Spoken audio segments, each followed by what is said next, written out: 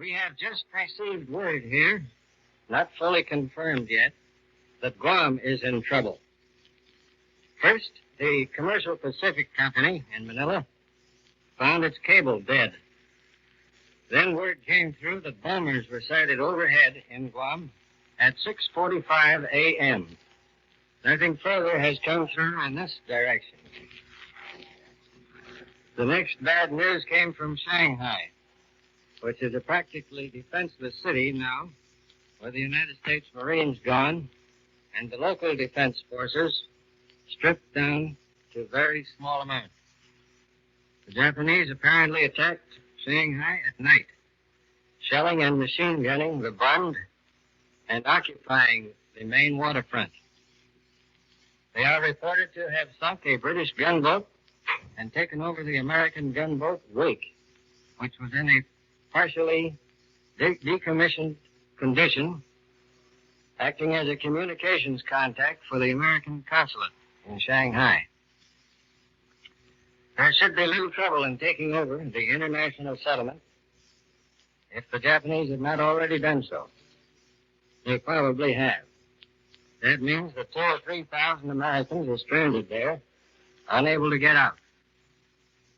The latest news of what was happening in Shanghai, not in much detail, came to us through a German radio report from Shanghai itself. When word first came to Manila that Honolulu had been attacked and bombed, the world thought it was Manila that had suffered. That was apparently due to an erroneous report. One came through later here from London to the effect that Manila had been bombed. So far, it is not true. But things have been moving very fast since word came about the Honolulu bombing. General Douglas MacArthur, head of the United States Armed Forces in the Far East, was officially informed of the surprise attack on Hawaii in the middle of the night.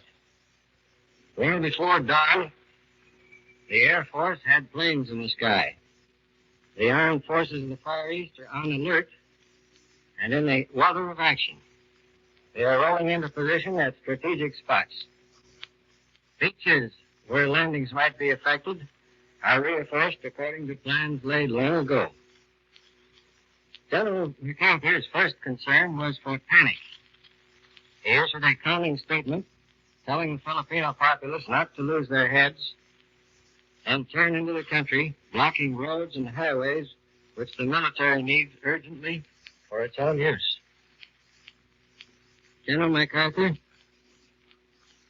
commended the populace for its poise and self-control during the last few weeks of uncertainty and anxiety here. And in a statement, he said, quote, "Nothing can help our military effort more than a continuation of this calmness and self-restraint. Each individual should continue with fortitude his usual routine and be prepared to carry out with promptitude such directions as the authorities may order. These orders will be for the security and well-being of the people.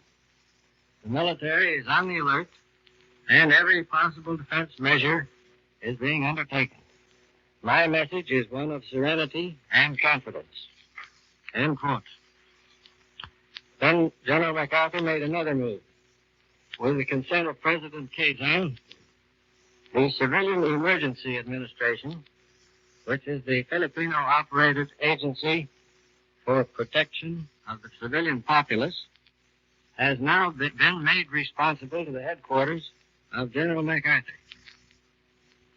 CEA officials are now reporting in, and measures for the civilian defense will be issued very shortly, General MacArthur said.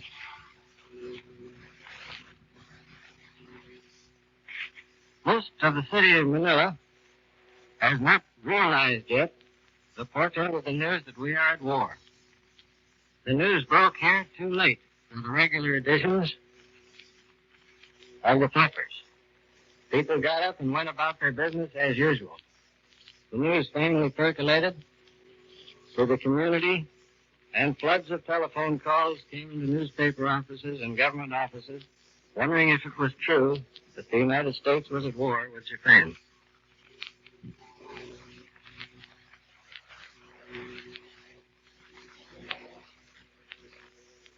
have just passed a whole schoolyard of children doing their morning exercises. The town looks fairly normal. Planes are overhead. A large group of them just went by at this moment, headed north from Nichols Field. They are American planes guarding against attack. The Navy is likewise on its toes. Admiral Charles Hart, Commander-in-Chief of the Asiatic Fleet, gave out word that hostilities had opened with an attack on Pearl Harbor in Honolulu. Steps are being taken accordingly, was his laconic comment on that state of affairs. The Pan American Airways Clipper route runs directly across the zone of hostilities. Their line starts at San Francisco, goes to Honolulu, Midway, Wake, Guam, and the Philippines, then on to China or Singapore. The manager of Pan American Airways Manila office says they have a westbound clipper at Wake Island, but none others in the trouble zones, and none at Honolulu. There has been no time to check on what is happening at the clipper bases on Wake and Midway. A reliable source in Manila reports that the Japanese have an air base about 1,000 miles south of Wake in the South Pacific. It would be a long trip to bomb Hawaii from there, but if they sent over big bombers, it could have happened. Manila, of course, wonders when its turn is coming. They noted the phraseology of the Tokyo announcement about a state of war in the Western Pacific. This is more properly the Western Pacific than is the region around Hawaii. Let me repeat, there have been no bombings in Manila yet. We don't know what to expect.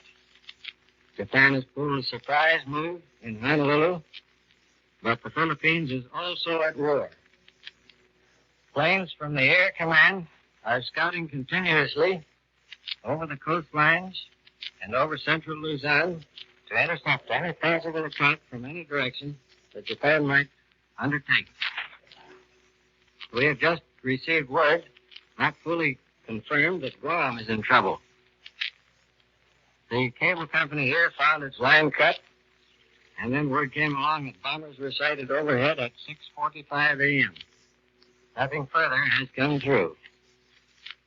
The next word came from Shanghai, which is practically defenseless now with the Marines gone. The United States Marines landed in Manila last week.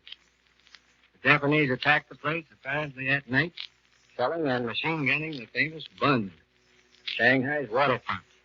They are afraid to have sunk a British gunboat and taken over the American gunboat Wake, which was the only armed United States vessel in the vicinity. This boat was in a partially decommissioned condition, acting as a communications contact for the American consulate in Shanghai.